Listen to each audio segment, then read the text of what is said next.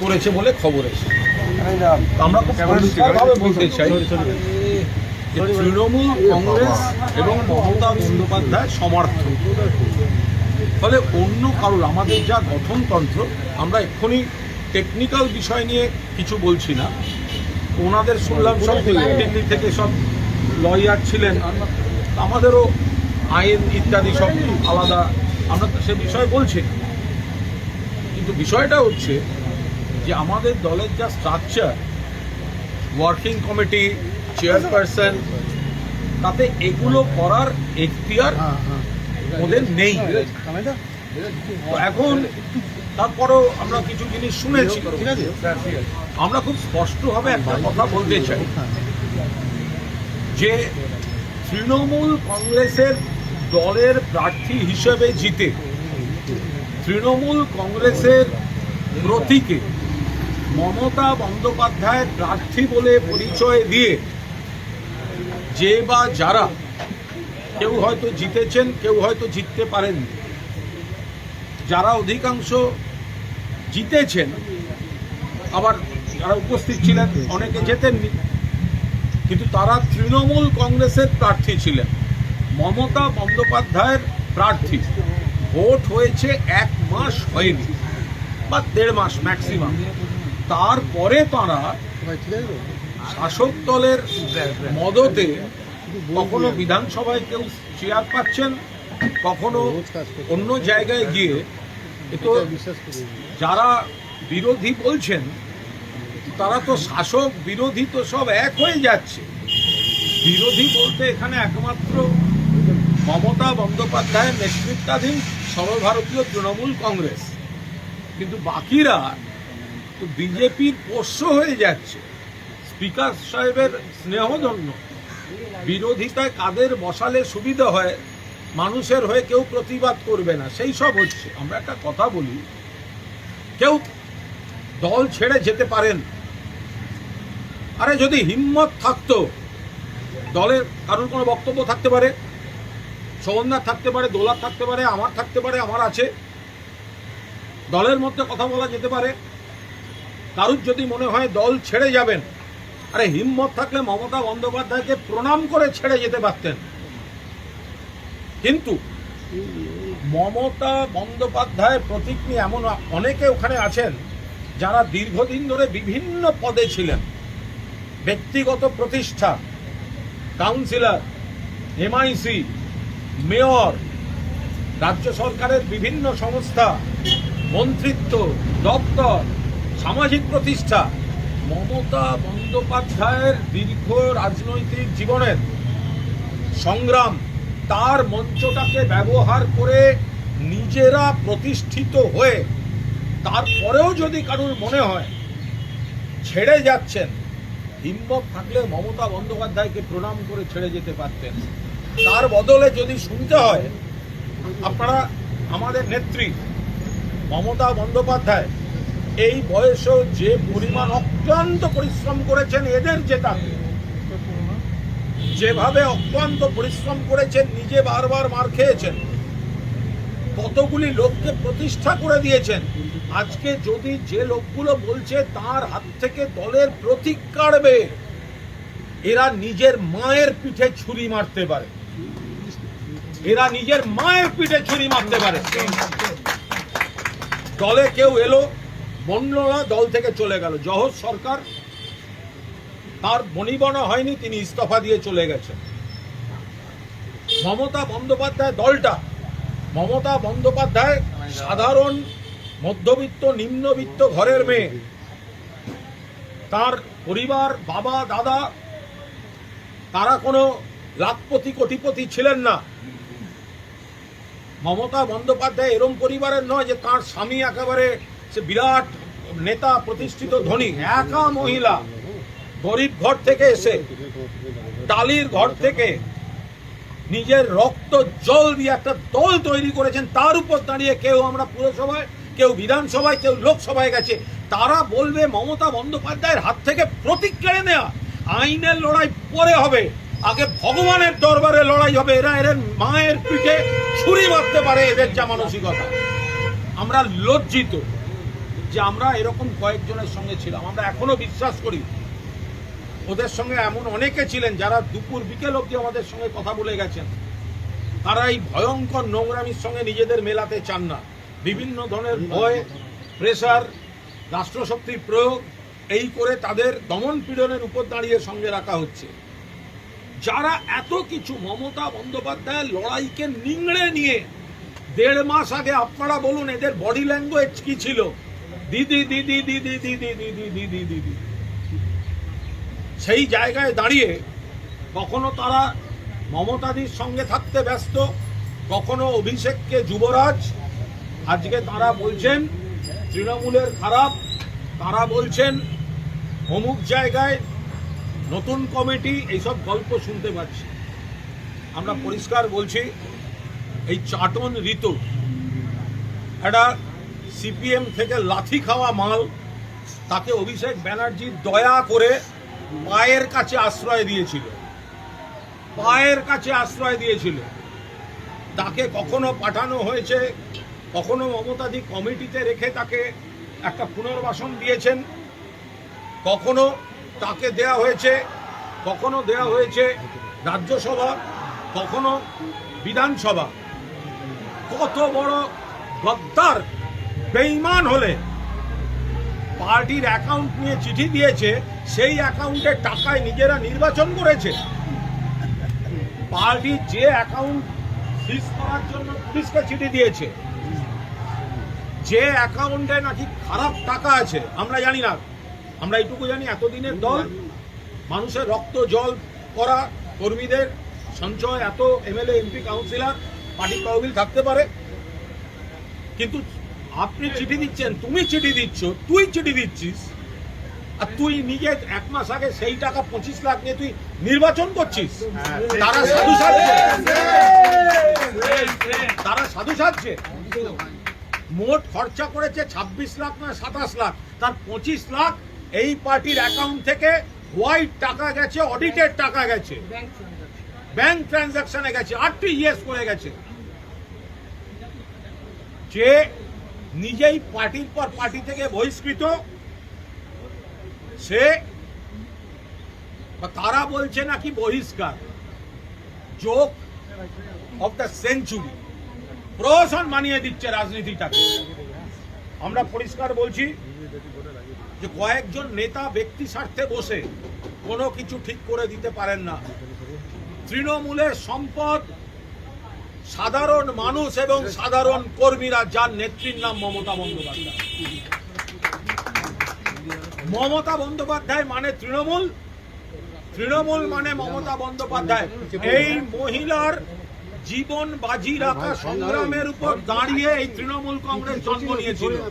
তাতে প্রতিষ্ঠিত হয়েছেন এই লোকেরা, যারা আজকে মা মাটি মানুষ ভুলে গিয়ে একটা হোটেলে অন্য দলের হাতে তামাক খেয়ে যারা তৃণমূলের পিঠে ছুরি মারতে যাচ্ছে। ওর বাড়ির লোক বিশ্বাস করবে না, পাড়ার লোক বিশ্বাস করবে না। আমরা হতে পারি, আপনাদের দেখে মনে হতে পারে সংখ্যায় কম, ওদের সঙ্গে প্রচুর বেঈমান থাকতে পারে, ওদের সঙ্গে চাপে পড়ে যাওয়া এমএলএ এমপি থাকতে পারে। আমরা গর্বিত আমাদের সঙ্গে একজন মমতা বন্দ্যোপাধ্যায় আছে।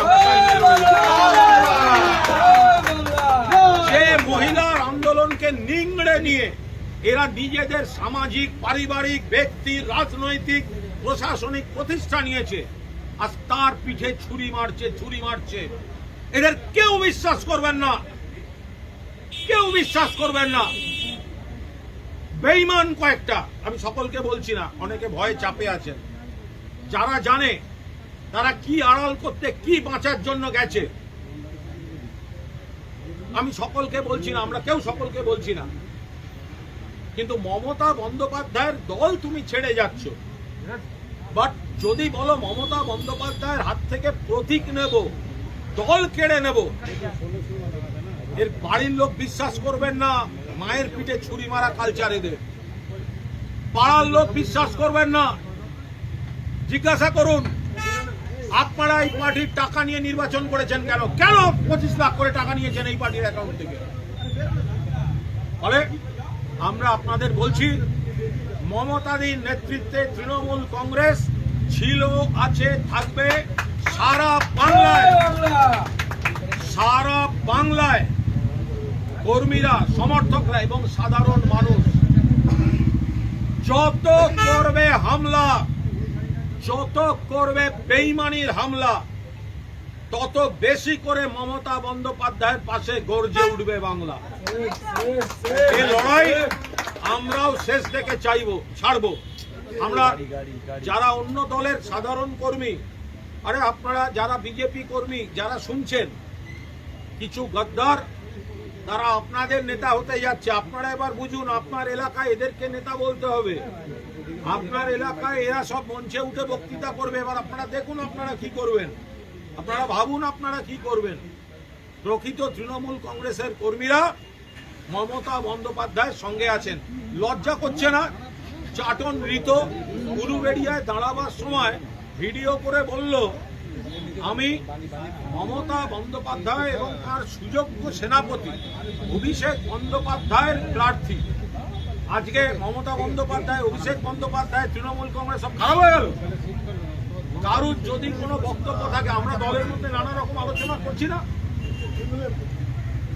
রেগুলার করছি, দলের কোথায় কোথায় কি কি সংশোধন দরকার, এবং নেত্রীও শুনছেন, গণতান্ত্রিক ভাবে হচ্ছে, আলোচনা হচ্ছে, সেগুলো তো সব বাইরে বলতে পারবো না। কিন্তু তোমরা এত যদি বাপের বেটা হও, তাহলে অন্যের হাতে তামাক খেয়ে গিয়ে হোটেলে বসছো কেন? আমরা তো যা বলার আমরা তো নেত্রীর সঙ্গে কথা বলছি, সাধারণ সম্পাদকের সঙ্গে কথা বলছি, আমরা বলছি, কি বলছি আপনাদের বলবো না। কিন্তু আপনারা তো পালিয়ে গেলেন। তার মানে আপনাদের কিছু আছে চুপি, যেটা মমতা বন্দ্যোপাধ্যায়ের সামনে দাঁড়িয়ে প্রণাম করে যে দিদি আমার বলছে না, আমি চললাম, এটা বলার ক্ষমতা আপনাদের হয়নি। আপনারা অন্য যারা মমতা বন্দ্যোপাধ্যায়ের বৃহত্তর শত্রু, তাদের বি টিম, তাদের এজেন্ট, তাদের দালাল হয়ে এদের মধ্যে 7-8টা খেলছে, আর তারা বাকিদের ভয় দেখাচ্ছে, এই ধরনের কাজ করছে। আমরা বিজেপির দিল্লি থেকে কন্ট্রোল করছে, কিন্তু বিজেপিকে কি দোষ দেবো? এখানে এই গদ্দারগুলোকে পেয়েছে তাই করছে। বিজেপির তো আমরা নিশ্চয়ই সমালোচনা করছি, দিল্লি থেকে অপারেট হচ্ছে, কিন্তু এই গদ্দারগুলোর জন্য তো আরো বেশি হচ্ছে, কুনকি হাতির মতো আচরণ করছে। আমরা এইটুকু বলতে পারি, আমরা কিন্তু আপনাদের সংখ্যাতত্ত্ব যাই বলুন, আমরা বিচলিত নই। আমরা জানি মানুষের দরবারে আপনাদের কেরিয়ার শেষ, গদ্দারদের কেরিয়ার শেষ। আর একবার মানুষের দরবারে গেলে এদেরকে কিন্তু মানুষ ভোট দেবে না। মমতা বন্দ্যোপাধ্যায়কে সঙ্গে নিয়ে, মমতা বন্দ্যোপাধ্যায়কে মাথার উপর রেখে সর্বভারতীয় তৃণমূল কংগ্রেস আর একটা কাজ করে দিলেন আপনারা, আর একটা কাজ গদ্দাররা করে দিয়ে গেলেন। তৃণমূল কংগ্রেসটাকে কিন্তু এক কাটটা করে দিলেন আরো বেশি করে, 5টা আঙুল 5টা সাইজের হতে পারে, কিন্তু মুঠি বানিয়ে ছেড়ে দিলেন আপনারা এই গদ্দারি করে। আপনাদের দেওয়া চ্যালেঞ্জ আমরা অ্যাকসেপ্ট করলাম, কারণ আমাদের নেত্রীর নাম Mamata Bandyopadhyay.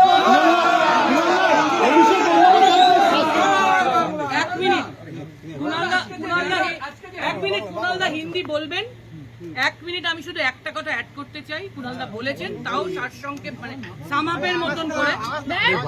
With you respect, আমাদের এই একটাই কথা, তৃণমূল কংগ্রেসের কর্মীদের ঘাম রক্তের বিনিময়ে তৃণমূল কংগ্রেসের এবং মানুষের নেত্রী, আমাদের নেত্রী মমতা বন্দ্যোপাধ্যায়কে নিংড়ে নিয়ে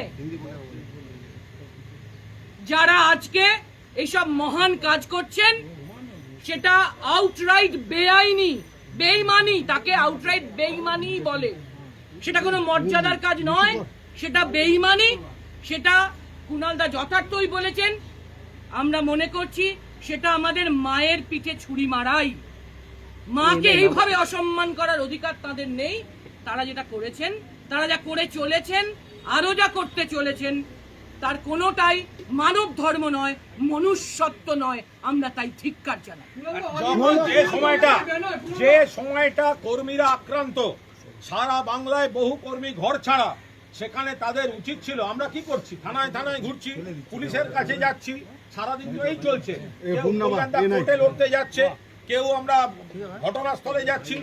এরা কর্মীদের পাশে না থেকে অন্য দলের হাতে তামাক খেয়ে হোটেলের ঘরে বসে তৃণমূল কংগ্রেসের পিঠে ছুরি মারার রাজনীতি করতে যাচ্ছে। এদের কড়ায় গন্ডায় জবাব দেওয়া হবে। না, যেভাবে আজকে মমতা বন্দ্যোপাধ্যায় চেয়ারপারসনের পদ থেকে সরিয়ে দিয়ে অরূপ রায়কে করা হলো এবং মমতা বন্দ্যোপাধ্যায় আস্থাভাজন ববি হাকিম, অরূপ বিশ্বাস এদেরকে ভাইস চেয়ারম্যান করা, কি আজকে বলবেন? সেরা কৌতুক, এটা আজকে এটা সেরা কৌতুক, সেরা কৌতুক। শতাব্দীর সেরা কৌতুক। নাই, বলেছেন তো জোক অফ দ্য কেন? Century, joke of the day.